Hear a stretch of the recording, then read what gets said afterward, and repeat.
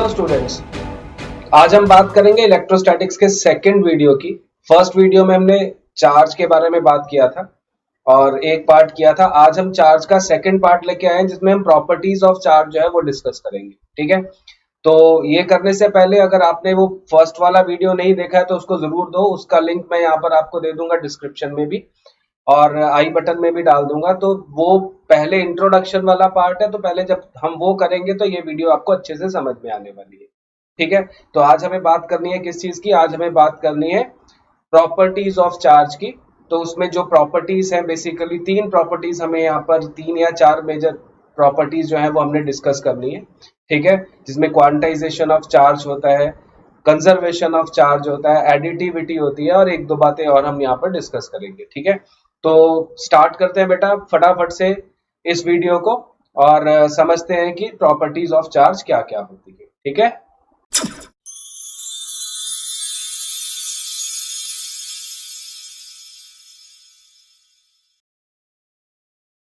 Alright बच्चों, start करते हैं प्रॉपर्टीज ऑफ इलेक्ट्रिक चार्ज। सबसे पहले तो क्या क्या प्रॉपर्टीज है एक एक करके डिस्कस करेंगे। तो सबसे पहले जो आपने प्रॉपर्टी करनी है वो है क्वांटाइजेशन ऑफ चार्ज। ठीक है, क्वांटाइजेशन ऑफ चार्ज क्या होता है? देखो, एक चीज ध्यान में रखना, जब हम फिजिक्स पढ़ रहे होते हैं, इनफैक्ट कोई भी चीज पढ़ रहे होते हैं, तो उसकी एक बेसिक टर्मिनोलॉजी होती है। हमें quantisation as a general word इसका मतलब पता होना चाहिए। क्वांटाइजेशन का एक्चुअली मतलब होता है, क्वांटा आपने वर्ड सुना होगा, क्वांटा मतलब होता है किसी भी चीज की एक मिनिमम वैल्यू। ठीक है, जैसे आपने ये सुना था कि एनर्जी का एक क्वांटा होता है ना, उसकी बंडल ऑफ एनर्जी होती है जो कि उसकी मिनिमम एनर्जी होती है। ठीक है, तो ऐसे ही यहाँ पर भी क्वांटाइजेशन का मतलब होता है we have a certain minimum value of charge, और बाकी किसी भी चीज पे जो चार्ज डेवलप होगा वो उस मिनिमम वैल्यू के इंटीग्रल मल्टीपल की फॉर्म में ही जो है वो एक्यूमुलेट होगा। बात समझ में आ रही है कि total charge on a body is always an integral multiple of minimum quanta और minimum value of charge which is equal to charge on an electron. ठीक है, तो जैसे सपोज करो, इसका मतलब बड़ा सिंपल है। इसका मतलब ये सिंपल ये है कि अगर जैसे सपोज करो आपके पास किसी बॉडी पे सपोज करो क्यू चार्ज है। ठीक है, तो क्यू चार्ज है तो क्या होगा उसके ऊपर, है ना, उसके ऊपर ये जो क्यू चार्ज है it can be integral multiple of charge on an electron. अब देखो, इसको थोड़ा सा डिटेल में समझाता हूं मैं आपको। क्यू जो है वो मैंने क्या बोला, एन इंटू ई होना चाहिए, है ना, यही बोल रहे हैं ना। क्यू जो है वो किसके इक्वल होना चाहिए, where n is an integer. ठीक है, और E की वैल्यू आपको पता ही है कि ये मिनिमम क्वांटा ऑफ चार्ज है। यहां पर हम क्वांटा मैग्नीट्यूड की बात करेंगे, यानी 1.6 इंटू 10 पर माइनस 19 कूलम की बात करेंगे। ठीक है, लेकिन एक चीज को समझ के देखो, इंटीजर्स जो होते हैं ना, इंटीजर्स जो होते हैं वो नेगेटिव से पॉजिटिव सारी वैल्यूज लेते हैं। मतलब ये 0 1 2 भी हो सकता है और माइनस में भी यही वैल्यूज हो सकती है ना, यही वाली वैल्यूज होती है। ये सारा क्या होता है, ये सारा का सारा इंटीजर्स होते हैं, है ना। अगर ये सारे इंटीजर्स होते हैं तो n जो है, अगर एक सेंस में समझा जाए, ये है नंबर ऑफ इलेक्ट्रॉन्स को शो कर रहा है, एक तरह से नंबर ऑफ इलेक्ट्रॉन्स ट्रांसफर्ड, या जहां पर एक्सेस हुआ है या डेफिशिएंसी हुई है। तो n एक तरह से, क्योंकि नंबर है तो नेगेटिव नहीं होना चाहिए, तो होना क्या चाहिए एक्चुअली में, हम क्या करते हैं n को पॉजिटिव रखने के लिए हम इस q को, ठीक है, हम इस q को जो लिखते हैं वो प्लस माइनस एन ई लिख देते हैं। प्लस माइनस एन ई से हमारा मतलब ये हो गया कि एक्चुअली में भी ये दो चीजें हो गई। क्या क्या हो गया, एक तो प्लस एन ई हो गया और एक माइनस एन ई हो गया। अब उस प्लस एन ई और माइनस एन ई को भी ऐसे समझो कि ये तो एन टाइम्स प्लस ई हो गया और एक एन टाइम्स माइनस ई हो गया। मतलब एक तरह से ये plus E charge on proton हो गया, minus E charge on electron हो गया, या ये कह लो कि एक तरह से यहां पर डेफिशिएंसी ऑफ इलेक्ट्रॉन्स हो गई, यहां पर एक्सेस ऑफ इलेक्ट्रॉन्स हो गया, तो नेगेटिव बन जाएगा। तो इसीलिए इस n के प्रॉब्लम को सॉल्व करने के लिए ही जब हम फॉर्मूला लिखते हैं तो Q is equal to plus minus n e लिखते हैं, ध्यान में रखिएगा, चाहे डेफिनेशन में हम इंटीग्रल मल्टीपल लिखते हैं। हाँ, अगर इसको एक दूसरे सेंस में समझना, आप ऐसे समझ सकते हो कि जब हम बात कर रहे हैं कि जो n की वैल्यू प्लस होती है तो आप क्या कर सकते हैं, वहां पर इलेक्ट्रॉन्स बढ़ रहे हैं, ठीक है, और अगर माइनस हो रही है तो n की वैल्यू जो है वो कम हो रही है, एक तरह से समझ सकते हो। ठीक है, लेकिन तो मेरा मानना तो ये है, बेस्ट एक्सप्लेनेशन यही है कि आपको इस फॉर्मेट में याद करना, इस चीज को याद करना ज्यादा बेटर है कि जब हम प्लस माइनस एन ई लेंगे तो n जो है वो हमेशा पॉजिटिव लिखो, बिकॉज क्या होगा जब आगे क्वेश्चंस आएंगे तो क्वेश्चन में आपको निकालना पड़ेगा कि कितने, फाइंड n, तो आप n को नेगेटिव तो नहीं निकालोगे, n की तो वैल्यू पॉजिटिव निकालोगे कि वो नंबर ऑफ इलेक्ट्रॉन्स को रिप्रेजेंट कर रहा है। So this is the best explanation for this. ठीक है, अब देखो, अब जो आपको इसके आगे बात समझनी है वो क्या है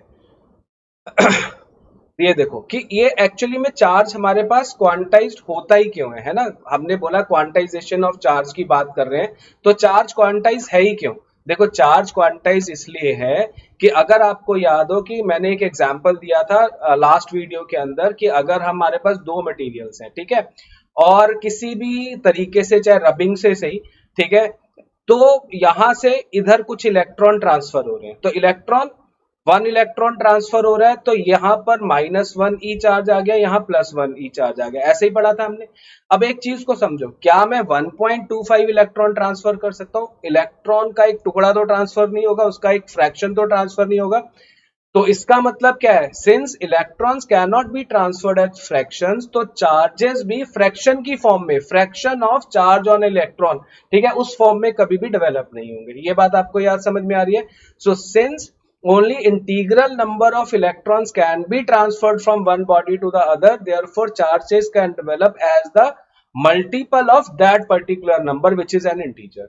Clear हो गई? So therefore quantization of charge occurs. So this is important question. Quantization पे question ऑलमोस्ट मतलब सर्टेन ही होता है, आ ही जाता है 1 मार्कर वगैरह में, छोटी सी प्रॉपर्टी है, तो इसमें न्यूमेरिकल भी बन सकता है और कॉन्सेप्ट में ये पूछ भी सकते हैं what is quantization of charge और इसका कॉज क्या है। ठीक है, अब देखो नेक्स्ट, यहां पर देखो मैंने उसी चीज को समझाने के लिए एक क्वेश्चन लिया है, can a body have a charge of 8.0 into 10 पर -19 कूलम?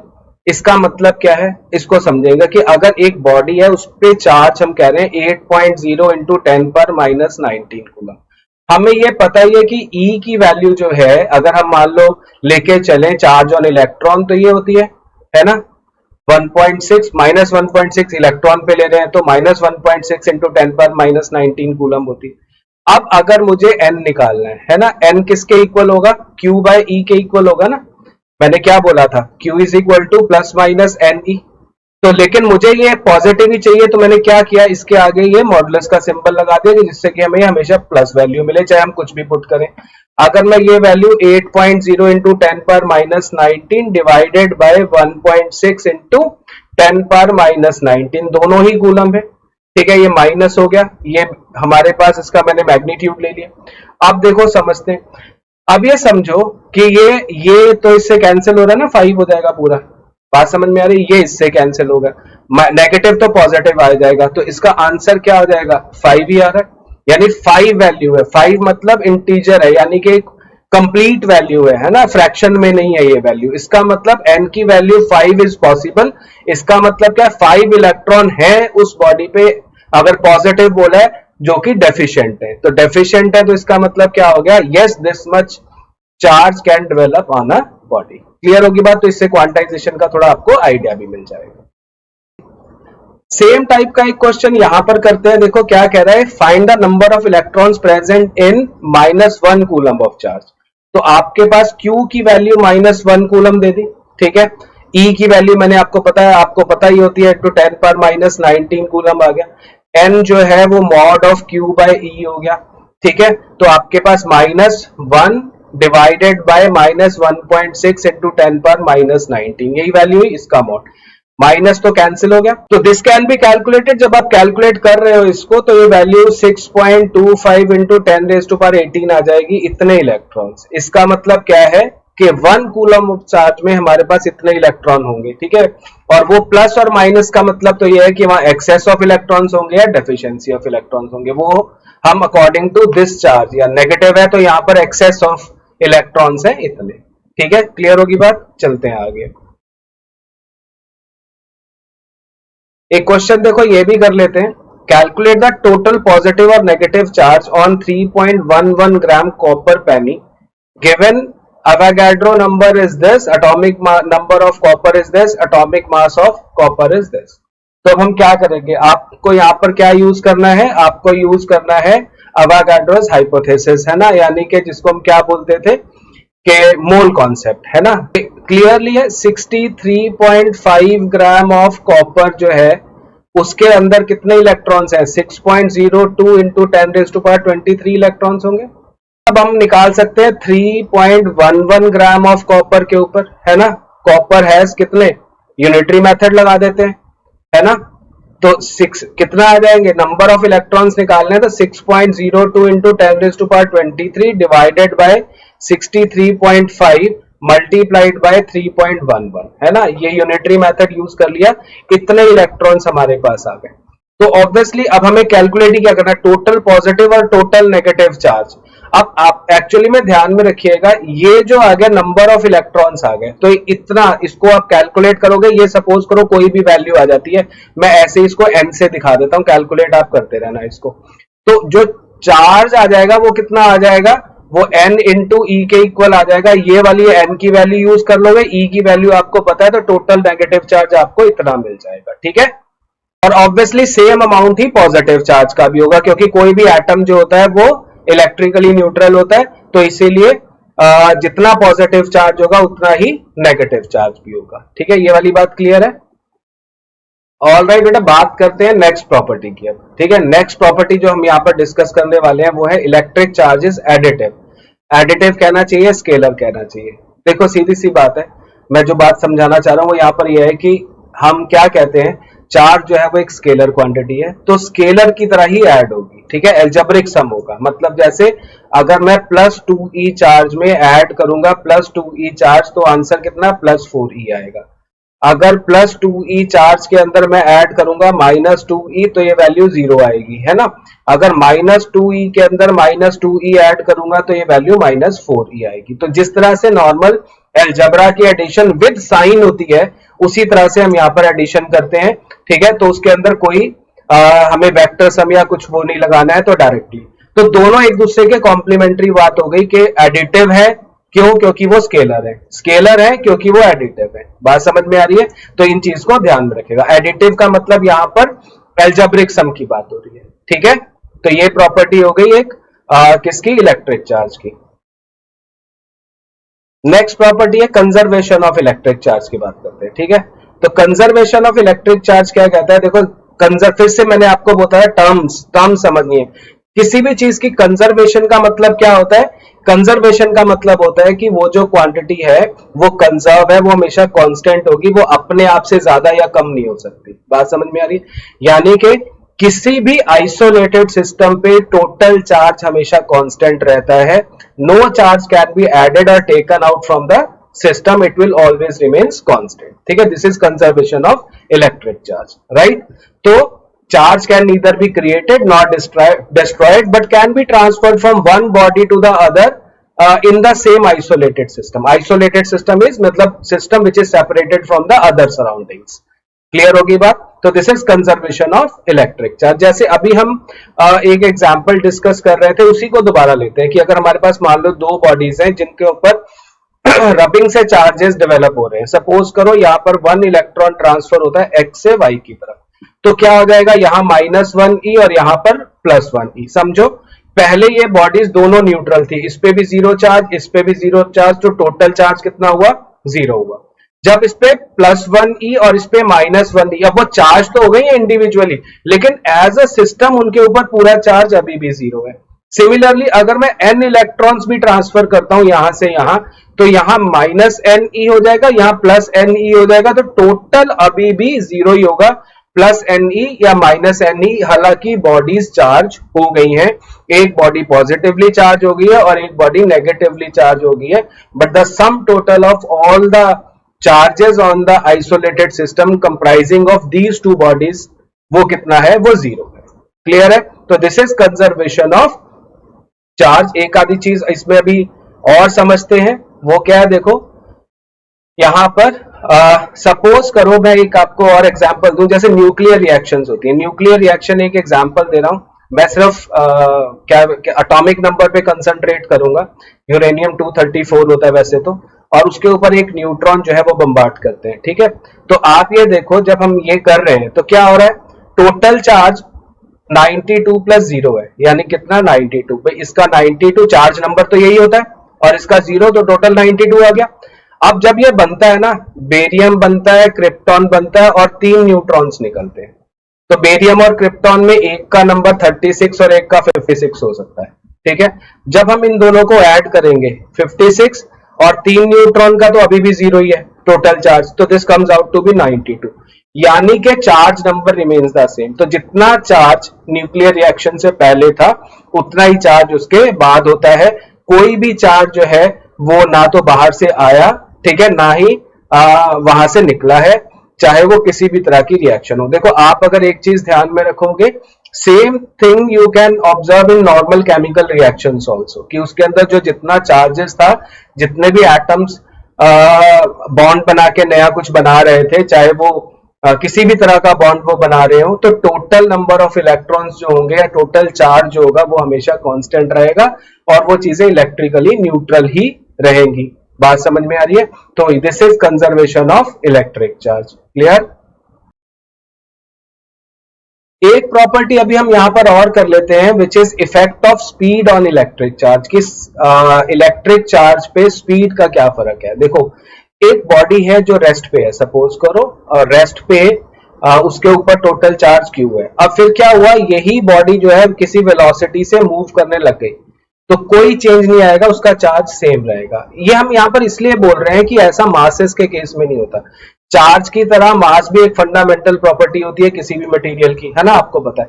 आपको ये पता है कि जो मूविंग मास होता है वो रेस्ट मास के साथ कुछ इस तरह से रिलेटेड है, आपको ये शायद रिलेशन पता हो, नहीं है तो मैं भी बता रहा हूं कि अगर कोई बॉडी, ये उस बॉडी का रेस्ट मास है, ठीक है, और ये उसका मूविंग मास है, यानी कि मूविंग मास कब, जब वो v वेलोसिटी से मूव कर रहा है। c तो आपको पता है स्पीड ऑफ लाइट ही है। तो ऑब्वियसली अगर v की वैल्यू चेंज होगी तो मूविंग मास जो है वो रेस्ट मास से हमेशा क्या हो जाएगा, चेंज होता रहेगा, उसकी वैल्यू बढ़ती रहेगी। So just for a comparison हम इस पॉइंट को याद रखते हैं कि जो चार्जेस के केस में the charge on the body is independent of the velocity or speed of the charge bearing the body. जिस बॉडी पे चार्ज है, ठीक है, उस बॉडी की स्पीड से चार्ज के अमाउंट या नेचर में कोई फर्क नहीं पड़ता है, ठीक है। तो ये प्रॉपर्टी होगी किसकी, इलेक्ट्रिक चार्ज की एक और, ठीक। ऑल राइट, अब बात कर लेते हैं, देखो what is the unit of charge, ठीक है। यूनिट ऑफ चार्ज की यहां पर बात करते हैं। देखो एसआई यूनिट जो होती है वो चार्ज की, वो होती है कूलम, ठीक है, कैपिटल सी से दिखाते हैं इसको हम, ठीक है। और जो सीजीएस यूनिट होती है, दो यूनिट बोलते हैं, या तो इलेक्ट्रोस्टैट यूनिट बोलते हैं, इसको हम ईएसयू से दिखाते हैं, या फिर स्टैट कूलम बोलते हैं, जिसको हम स्टैट सी से दिखाते हैं, ठीक है। So these can be two names of the CGS units of electric charge, ठीक है। क्या क्या, इलेक्ट्रोस्टैट यूनिट या स्टैट कूलम। एसआई यूनिट तो कूलम है ही है। अब इन दोनों के बीच में रिलेशन निकालने के लिए हम बड़ी सिंपल सी चीज यूज कर रहे हैं कि चार्ज ऑन इलेक्ट्रॉन ऑब्वियसली चाहे एसआई यूनिट में निकाले चाहे सीजीएस यूनिट में निकाले, वो सेम होना चाहिए। तो एसआई में तो होता है 1.6 इंटू 10 पावर माइनस 19 पावर है, ठीक है, माइनस 19, और सीजीएस में यही वैल्यू 10 पावर माइनस 10 होता है, ठीक है, 4.8 इंटू 10 पावर माइनस 10। तो दोनों को आप करोगे तो देखो 1.6 से इसको कैंसिल करोगे 3 आ जाएगा, तो 1 कूलम जो है वो 3 into 10 raise to power 9 ESU या स्टैट कूलम के इक्वल होगा। ये रिलेशन आपके काम की है, क्योंकि न्यूमेरिकल्स में अगर आपको कभी स्टैट कूलम या ईएसयू में वैल्यूज दे रखी हैं और आपका बाकी वैल्यूज एसआई सिस्टम में है, तो you have to convert it to the SI system, that is the coulomb. SI system का बात कर रहा हूं, मतलब जो बेसिकली हम सारी यूनिट जो है फॉर्मूले के अंदर यूज करते हैं, ठीक है। तो इस तरह से this is SI CGS unit of charge and the relation between them, right. ठीक है बच्चों, तो ये थी सारी क्या प्रॉपर्टीज ऑफ इलेक्ट्रिक चार्ज। तो जैसे मैंने आपको पहले बोला था, इस बार मैं कोशिश करूंगा कि छोटे वीडियोस में आपसे बात करी जाए और उनको डिटेल में आपसे जो कॉन्सेप्ट है वो थोड़ा डिटेल में आपसे डिस्कस करे जाए, ठीक है। तो यहाँ पर आज हमने सिर्फ प्रॉपर्टीज ऑफ चार्ज की बात करी है, उसके कुछ इंपॉर्टेंट क्वेश्चंस हमने डिस्कस करे, ठीक है, कि किस तरह के क्वेश्चन उसमें से आपके लिए बन सकते हैं। क्लियर है? तो नेक्स्ट वीडियो में हम स्टार्ट करेंगे फोर्सेस के बारे में, इंटरेक्शन के बारे में चार्जेस के बीच में, जो नेक्स्ट वीडियो में हम बात करेंगे। ठीक है, तो अगर आपको बढ़िया लग रहा है तो फटाफट से सब्सक्राइब करो, शेयर करो और बेल आइकन हिट करो, सो दैट नेक्स्ट वीडियो की नोटिफिकेशन है वो आपको टाइम पे मिलती रहे। Alright, keep learning, see you in the next video, bye.